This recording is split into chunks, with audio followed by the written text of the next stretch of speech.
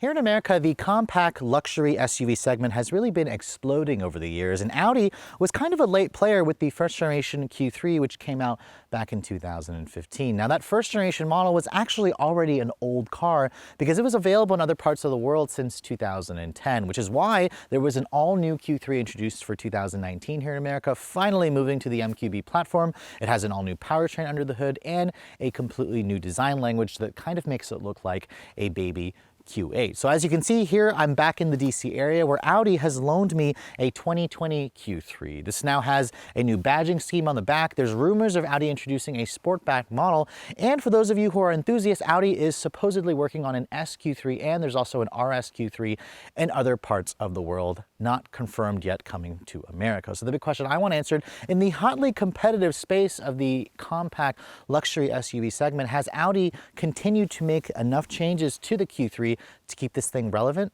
That's what we're here to find out.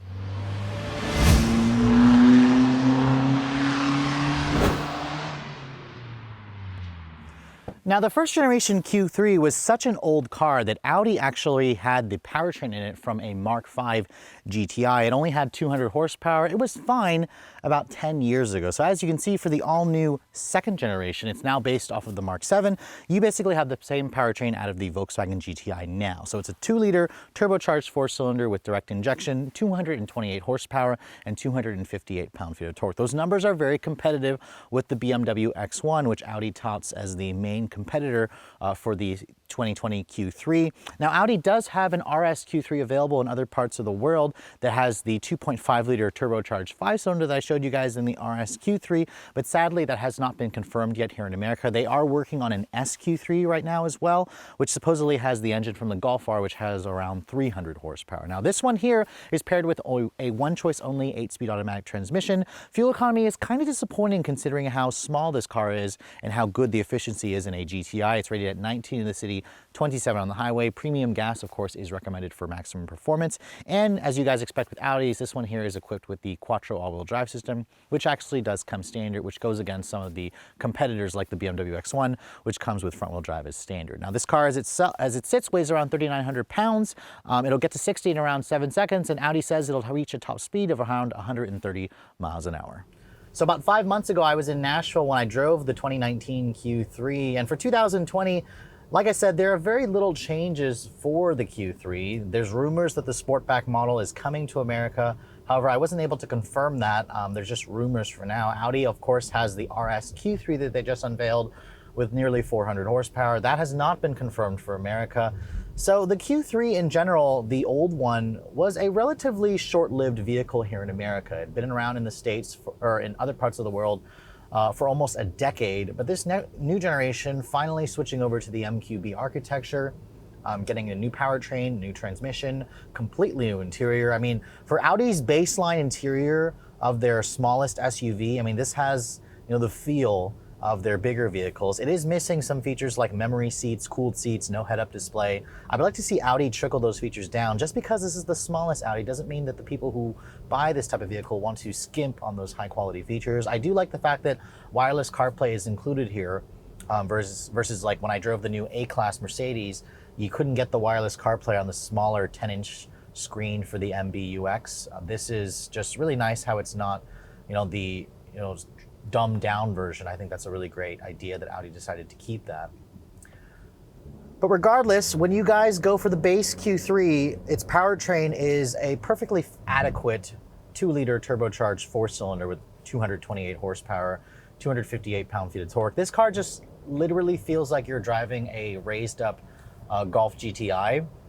Audis in general aren't known for their stellar steering feel, and this one's kind of no different, but because it's now on the MQB platform, it is really quick ratio. That's the one thing I like about the steering that's really nice, is the car changes directions very, very quickly whenever you turn the wheel.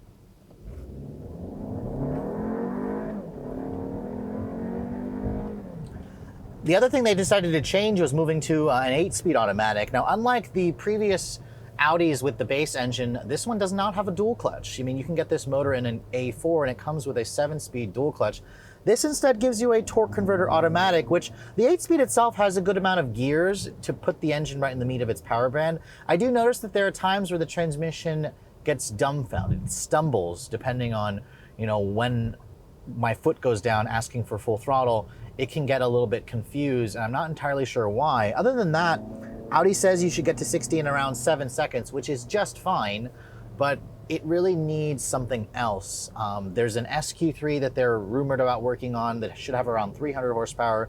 The RSQ3 has almost 400 horsepower, and Audi says that'll get to 60 in under 4.5 seconds.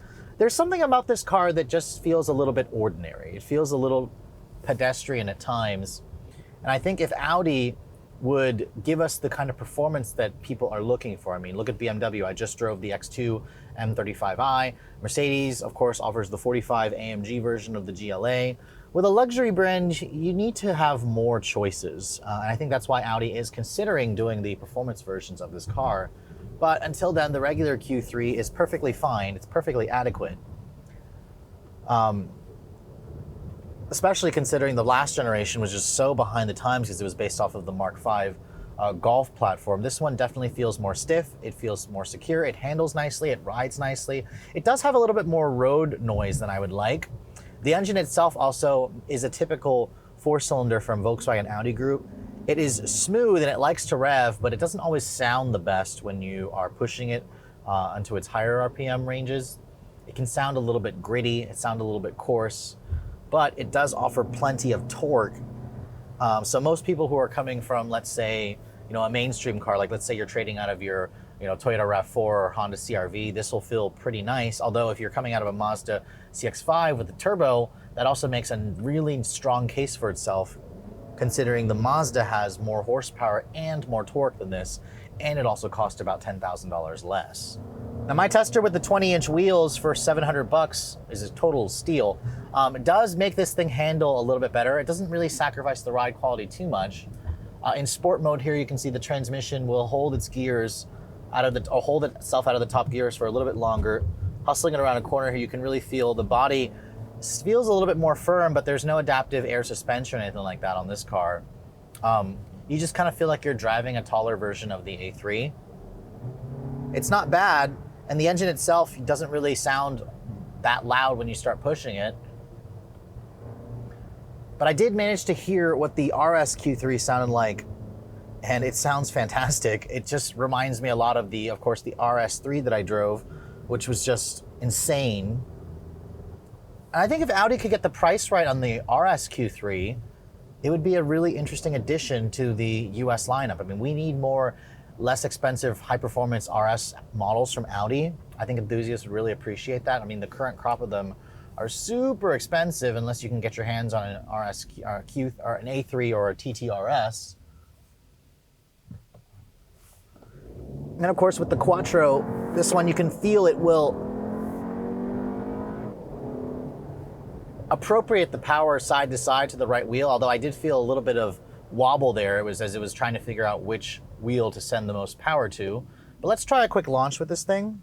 All you have to do is just turn the stability control into a sport mode in general for the transmission.